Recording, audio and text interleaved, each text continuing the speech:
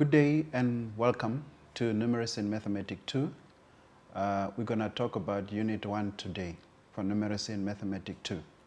I will take you through some of the main topics that have been discussed in this unit, and then I will give some examples and things that we need to do when we are really answering the assignments or an examination for this unit. So the first thing I wanted to discuss was the outcomes of learning for this unit. There are these few outcomes that are very, very critical for you to understand and to know. You must be able to do the following at the end of the unit. You must describe how to extract information from graphs and solve problems involving cross-circular issues in learners' immediate environment. That's the first one. The second one is that you must read and interpret data, graphs, charts, including the pie chart also. And then you must comprehend the arithmetic mean. And the last one is that you must gain appreciation for the value of statistical information. That's the second last one. The last one. Now we come to the first one. Let's start with the interpretation of data. It is very important that as a teacher you should be able to interpret data from a graph. They can give you any graph, whether it's a bar graph or line graph or even a pie or anything that has information, and you must be able to interpret that information to the learner. In other words, you must teach the learner how to read the information from the graph, and that is very, very critical. That as a teacher, first and foremost, you yourself have to understand how to read graphs. So when you look at this graph, the title of this graph is Student Favorite Color. In other words, there was the statistics done and they collected information, and then they tabulated this information in the form of a table, and then they put it in the form of a graph. Now when you look at the way we calibrate a graph is that we have the x-axis and the y-axis. Now the very first thing when you have your y and x-axis that you need to do is that you need to know that this is your y-axis, this is your x-axis. Now you need to know how to calibrate the graph. That's the very first thing that you need to know. So when you are calibrating a graph, you are actually dividing this part, equal parts, up there. So you can take your ruler and you divide it probably in 5, 10, 15, 20, or you can divide it in 10, 20, 30, 40, 50, 10, 10, 10. And you do the same on your x-axis, but you have to make sure that you are using a ruler. That is how we calibrate a graph. That's the very first thing. Then you have to title the graph. Maybe is this graph of yours is you can call it rainfall or whatever you call it. Rainfall for January, for example. And then that's a title of your graph. Now on this side you must also, although we know that that is the y-axis and this is the x-axis, you need to label your graph also. So you have to label the x-axis so that we can know what comes there. In other words, this can be now the millimeters. The rain is measured in millimeters, and this on your x-axis can be your, for example, the days. Maybe number of days for January. Number of days. In other words, this is now maybe the first, the second, the third, the fourth, the fifth, the 6th of January, the 7th, the 8th, and so on. And here you have your millimeters. So your millimeters, you can have them as 5, 10, 15, 20, 25, 30, 35, 40, and so on. So that is how you calibrate your graph. Now, when you are going to plot your graph, you read the information on which day was it and what was the millimeters. Say, for example, day 1, the millimeters was 10 millimeters. So you need to make small dots up to 10 and small dots up to 10. Where they meet there, that's where your 10 will be. So your 10 millimeters, your graph would look like this. Say, for example, the second day it was maybe 30. Then you go to day number 2 and you move all the way upwards until you reach 30, and then you move from 30 all the way to that side until where they cross, and that is your 30 millimeters for day 2. And then you go on to day 3. Say for example day 3 it was 15. So you move all the way from here up to 15, and then all the way to 15, then you can see that that's where your 15 is. And that is how you continue until you calibrate your whole graph and see the value for your graph.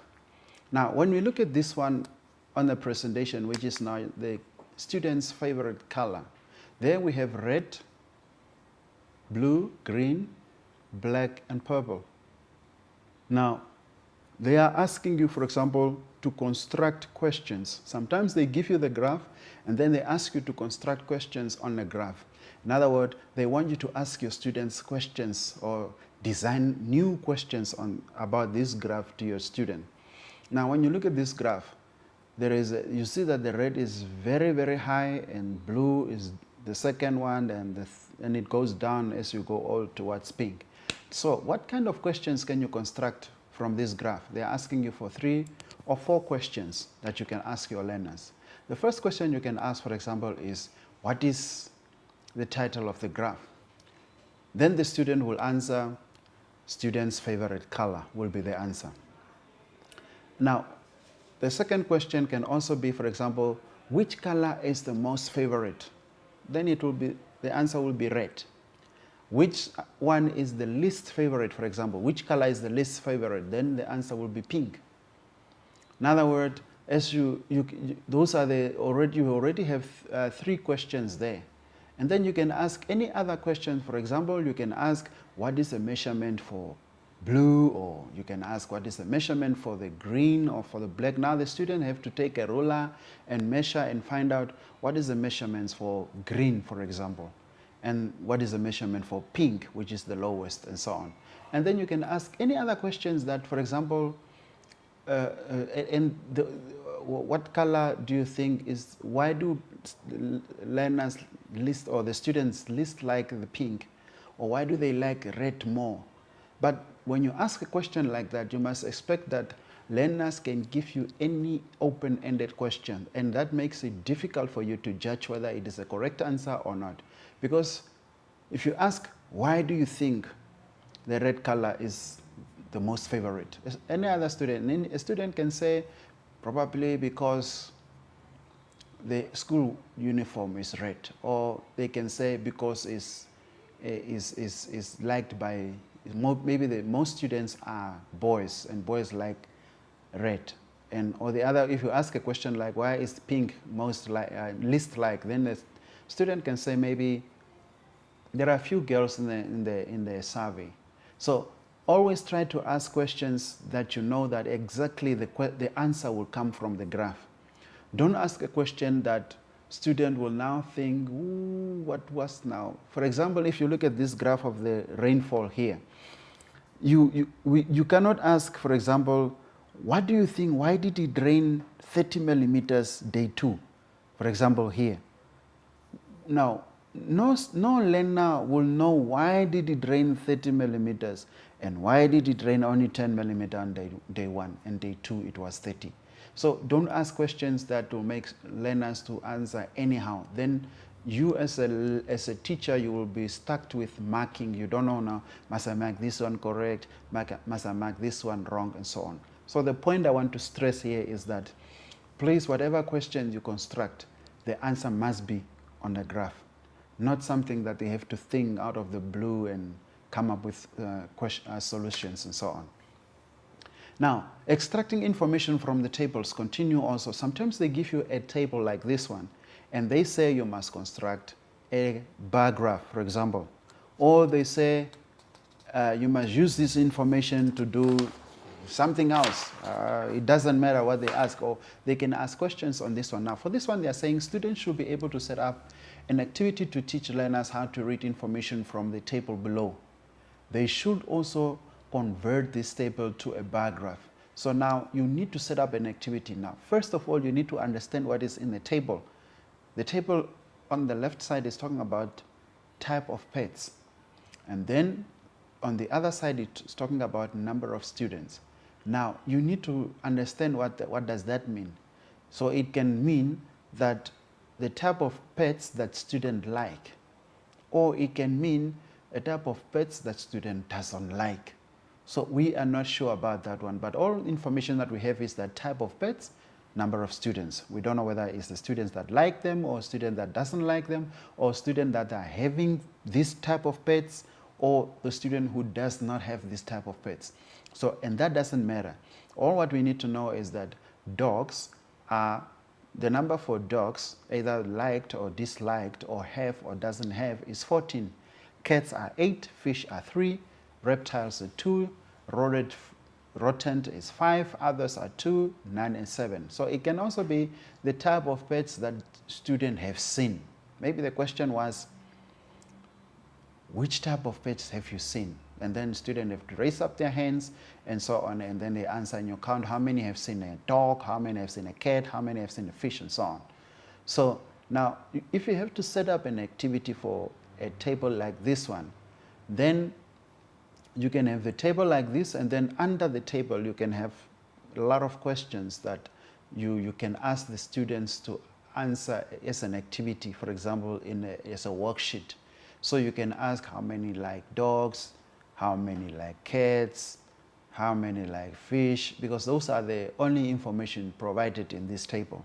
So try also to stick to the table and don't move around to other things that are not on the table. Because otherwise the student will start guessing and saying maybe it's this and maybe it's that, because the answer is not on the table. Now, the other part of that question is saying you must construct a bar graph. Now, I have shown you already how to construct the bar graph. So the first thing that you need to do is the X and Y axis. You draw them, and then from there you calibrate your drawing or your X axis. It doesn't matter whether but before you calibrate or you divide them in units, you need to check what is the highest unit in this table. The highest unit here is like 14. So you cannot calibrate it 10, 20, 30, because that would be too high. So your calibration here would be something like 2, 4, 6, 8, 10, 12, 14, 16. So you can't take 5 or you can't take 10, because that would be too much. So those are the things that you need to check. You need to check what is the highest value. And if the highest value, for example, is 100, then you can take 10, 20, 30, 40, 50, up to 100. If the highest value is as low as 14, then you need to go with 2. Or you can go with 1, but 1 would be now a bit too much. So you can go with 2, 4, 6, 8, and we know that in between these numbers, we have the other values. For example, we have 1, 2, 3, 4, 5, 6, and so on. And then on this x-axis, you need just how many? There are 1, 2, 3, 4, 5, 6, 7 type of pets. So you actually just need 7 here. So here you can have your dogs, you can have your cat here, you can have your fish here, you can have your reptile here, you can have your rodent here, others, and none. So, and that is how it goes. So you label your graph. So here you can say type of pets. That is the first. You don't forget to label it. Now for the labeling of this one, you need to come up with the name. Either type of pets that student like, or type of pets that student doesn't like, or you can say type of pets that that students know or have seen, or whatever the title of the table is. And here it will be the number. So that means now how many of them. And then, so here you have type of pets. Now, you come to the labeling or the calibrating of the graph. Then you start with with dogs. Dogs are at 14, so you go from 14 all the way with slight dotted line with your pencil, and then you go to 14, and where they meet there, that will be your 14. That's your number 1 there. And then you go to number 2, the cats are 8. So you go to, with small dotted line all the way up to 8, and then from 8 up to there where they meet, and that's where you have your cats. And your fish, there are 3. So 3 will be somewhere here, and then that's your fish there. And then you can continue like that up to the reptiles and so on, and up to none. For example, none is 7. The others are less. So others is here, none is here, and it's 7. So you go all the way up to 7, and you know that 7 is between 6 and 8. Where they meet there, that's where you have your none. So, and you can continue like that. And then from there, they will ask you, for example, you must ask questions to the students about this and require answers and so on. So that one depends from you, which type of questions, as we have discussed previously, that you can ask the students. Now, extracting data from diagrams, sometimes it is not a table, sometimes it's not a bar graph, sometimes it's not a pie, but it is just a diagram like this one. Now they are showing, the diagram below shows some simple mathematics that could be used to preschool learners. What information can be extracted from this diagram? So that's a question that they're asking. So when you look at this diagram, you see that the first column there is 1 plus 2, the other one is 2 plus 3, 2 plus 5, 2 plus 8, and it continue like that. Now, you have to get the answer. So you can ask, for example, this one is addition. You can ask your student to come up with the answers only. So in that first block, they write 3 as the answer. As you go to your right-hand side, the answer will be 5, and the next one will be 7, and the next one will be 11. And you notice that there is a pattern there, which is now 3, and it becomes 5, and it becomes 7, and it becomes 11. It's more like odd numbers that as you are going to your left-hand side. And then you can also find out, as you are going downwards, what kind of numbers are you getting. So you can ask any type of question when you come to this type of graph, but the graph must be really attractive to the learners. The learners must show interest to want to know what is going on in that graph. And then getting information from products. Sometimes also in the assignment, you can ask students to get information from a product. For example, you give them a Coca-Cola bottle, and then from that Coca-Cola bottle, there is labels that are there, and you can ask a lot of questions on that bottle. For example, a Coca-Cola bottle has some information on its label. How will you use this label to teach learners how to interpret information on any other bottle? In other words, you can teach them, for example, what is the volume of the bottle? Is it liters? Is it milliliters? Is it 1.5 liter or 1 liter or 500 milliliter, 750 milliliter? So, and then from there, you must relate that information to any other bottle so that the learners must be able to read any other bottle's information. We know that on labels, there are also very important information of ingredients, what is in the bottle, how much water is there, how much percentage of what, and the ingredients that have been put into that bottle. So you can teach learners to read that information. So that information is very important so that you can also be able to relate that to any other information of things that they're buying in the shop. For example, if they've been sent to buy something, they need to read the information so that they can know the content of the substance that they are buying. Sometimes it is prescribed by medical doctors. For example, don't drink caffeine. So you need to read on the bottle whether there is caffeine. You need to read on the bottle whether there is alcohol in that drink that you are drinking. So you need to teach learners this type of thing so that they can read information from the bottle. And you can also come up with an activity whereby you can teach them with other bottles also so that they can learn from one bottle and take that information or that knowledge or that skills of reading information from the bottle to another bottle, and they can read information. How to draw graphs. The very first thing that we need to know about graphs is that the graph must have a heading or a graph title, as I was explaining earlier. The two axes must have titles with the unit. In other words, your x and y axis must have titles with units. So if you say, for example, number of days, then we know that those are days, and we know days are 24 hours, so you don't need to write 24 hours, you can just say number of days. And on the other side, if you say, for example, the rainfall that fall on that month, then it must be rainfall in millimeters or rainfall in liters. It doesn't, but you need to label it so that the people can know in what unit is this rainfall measured. But it's very important to keep to the standards. For example, with rainfall, you need to keep it at as millimeters, because people are measuring rainfall in millimeters. And then the next one is that the two axes must have category labels. Number 3, use a constant scale on both the axes. In other words, if you use 10, 20, 50, then you must keep on both sides the same. Don't use 10, 20, 50 this side, and the other side you count 10, 20.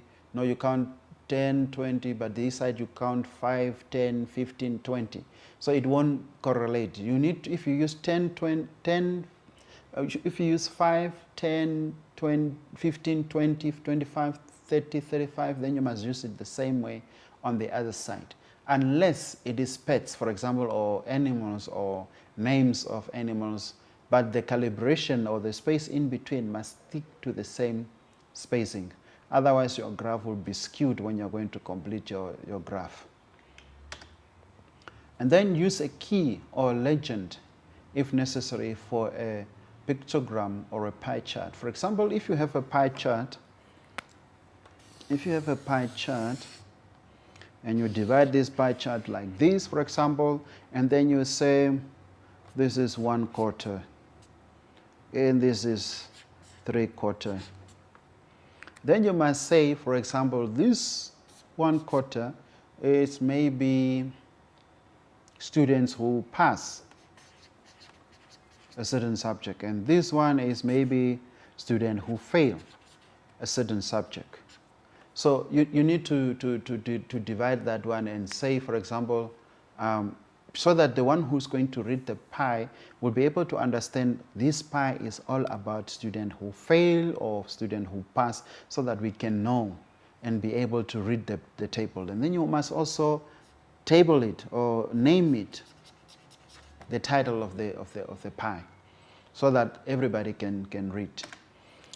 And then make the graph as big as possible. Don't waste space. When you are drawing your graph, make sure that it fill up the whole table or the whole page, so that it can be as big as possible for the learners to be able to see. Sometimes there are learners who cannot see far, who cannot see close or so on, but when you draw something as big as possible, then you are able to show to the students that, and the student will be able to understand that there are, this is what the information that is given, and they can read and understand from the table. Always draw the graph centered on the available space. Start with the center of the page and go out to the side, or go out to the top, or you go up down to the bottom. But always start in the center. Don't draw a graph. Now the graph is in this corner, and this whole space here is open, and it doesn't look good. Now, solving problems. The other thing about this unit is about, you need to learn how to solve problems. A few basic rules to remember when solving problems are the following. You first have to identify your problem. What is really the problem? In other words, you must ask yourself that question. What is really the problem that I must solve in this unit, or in this question, or in this assignment? So first identify the problem and see what is the problem, and then after you know what the problem is, you must collect appropriate data through measuring, observation, predicting, estimating, testing, experimenting, classifying, and interviewing. In other words, after you find out that this is the problem, whether it's now something that you need to collect information on, how your students are performing, how your learners are performing, or how your learners are doing things, then you need to first collect the information, because you know that there is a problem and now I need to solve this problem. So for me to solve the problem, first I must study the information provided or around us.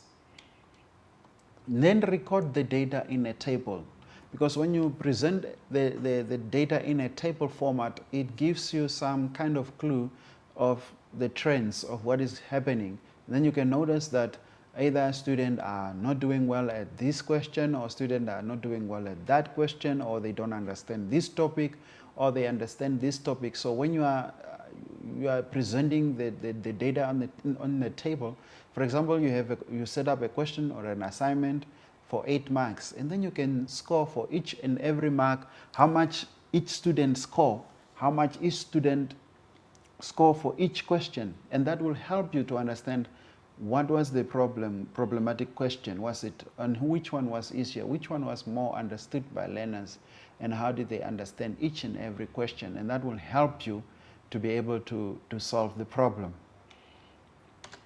And then present the data on the graph. After you have drawn up the table, it is very important that you put it in a graph format, as we have been talking about graph the whole time now. I think by now you can be able to transfer the information from the table to the graph. And you must also be able to transfer from the graph back to the table. If I give you a graph, you must be able to draw a table.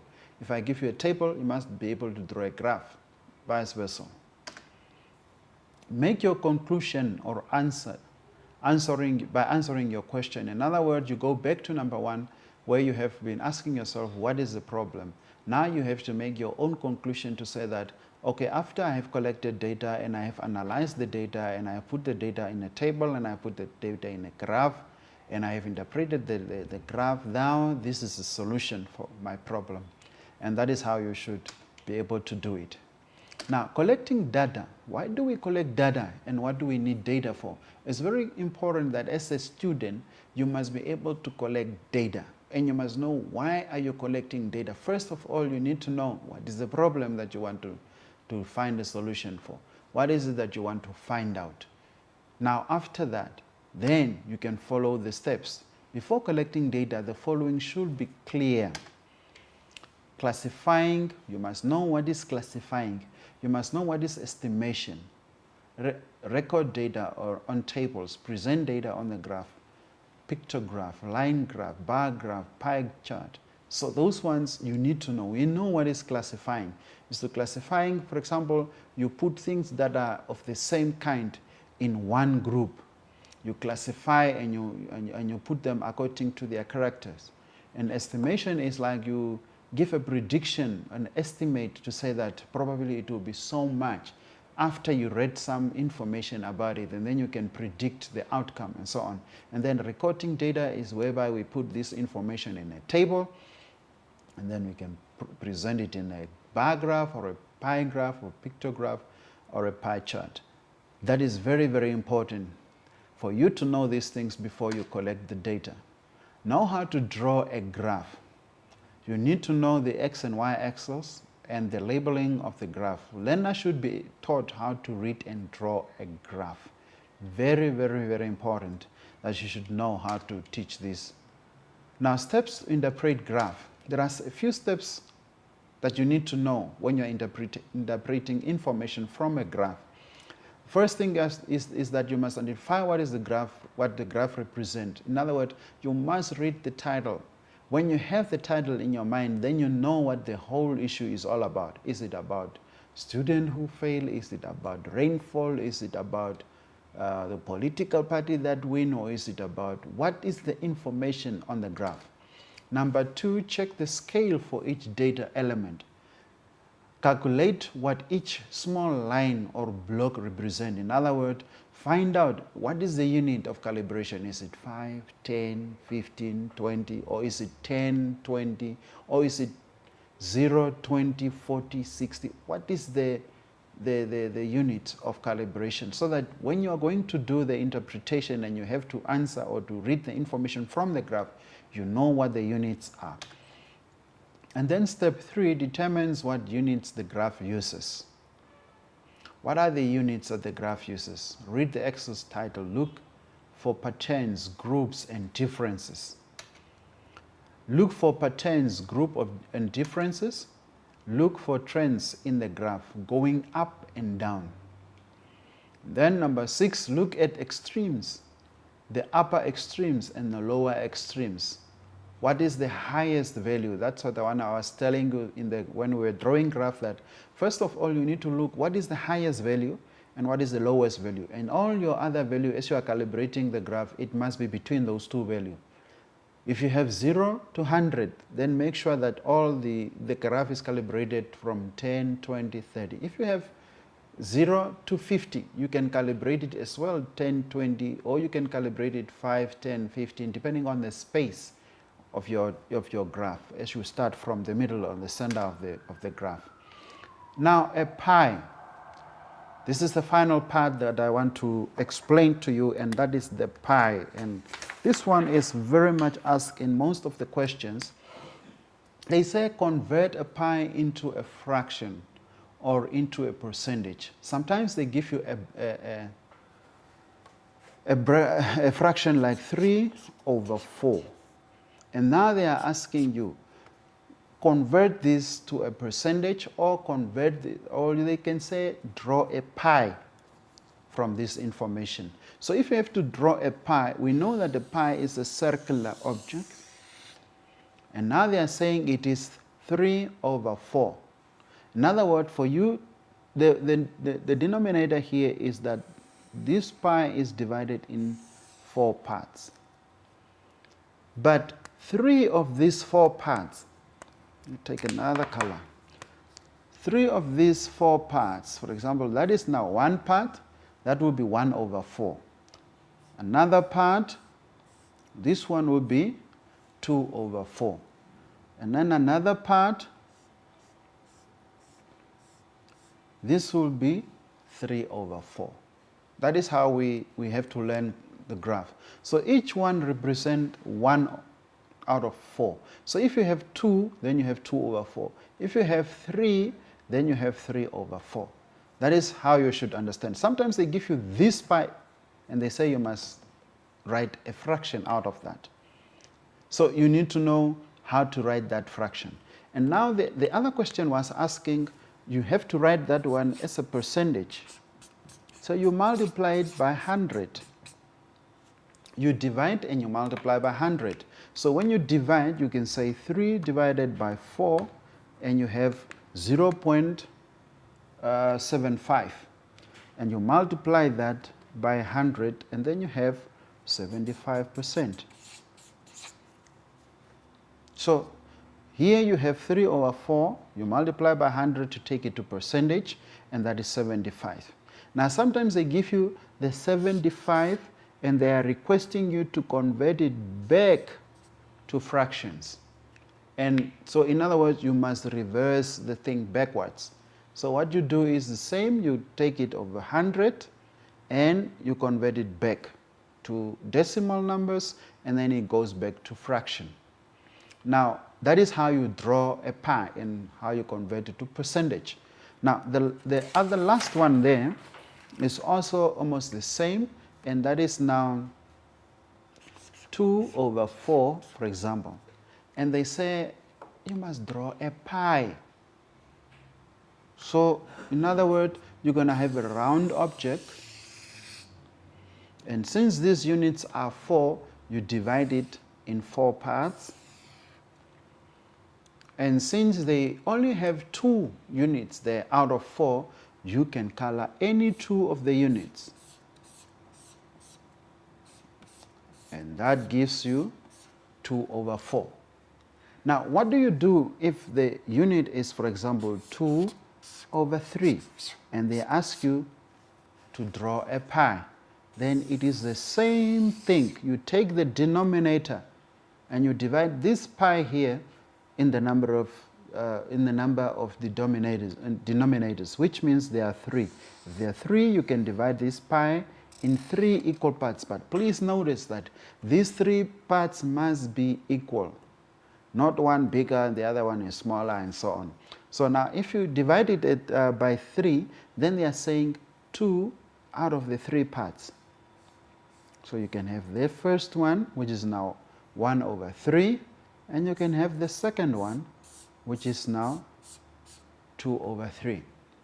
And that is how you draw it, your pi. Now if you have been asked to convert, for example, this one, you have been asked to convert it to percentage, you multiply it by 100%. So what would be your answer? So first of all, you divide 2 divided by 4, and you get the answer of 0.5. You divide this one by this one, and you get an answer of 0.5. 0.5. I write it here, 0.5. Now this 0.5, you have to multiply it by 100, and you get an answer of 50%. And that's what they were asking you. You convert this fraction to a percentage. In other words, this is half of the other one. 2 over 4 is half of the other one. And you can even simplify this fraction. If you simplify this fraction, 2 over 4, you can say 2 goes there 1 times, 2 goes there 2 times, and that is half. And that is half. In other words, this pi is half of this pi is actually represented by this fraction. But when you come to this one, it's no more half, because these are 3 parts and it's over 1. In other words, if you have to convert this one to percentage, you do the same thing. You divide 2 by 3.